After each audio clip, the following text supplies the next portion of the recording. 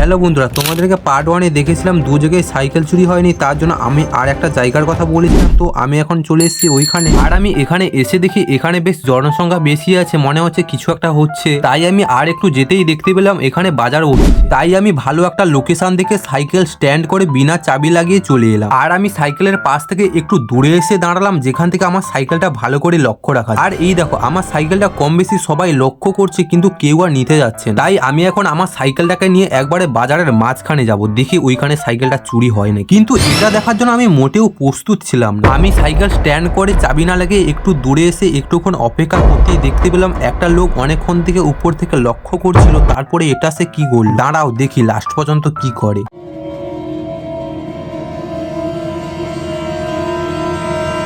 দেখলাম আমার সাইকেলটা সে আর একটু দূরে গিয়ে রেখে দিল, কারণ এই কাকুটা তার দোকান খুলবে, তার জন্য আমার সাইকেলটা সাইড করে দিল। আর তাহলে আমি যে শুনেছিলাম এখানে সাইকেল চুরি বেশি হয়, তাহলে ওটা কি সত্যি না? আর সত্যি যদি না হয় তাহলে আমাদের এই গ্রামের এত ভালো মানুষের জন্য তোমরা লাইক এবং সাবস্ক্রাইব তো করতেই পারো। আর হ্যাঁ, তোমরা যেতে যেতে হরে কৃষ্ণ বলতে ভুলো না যেন।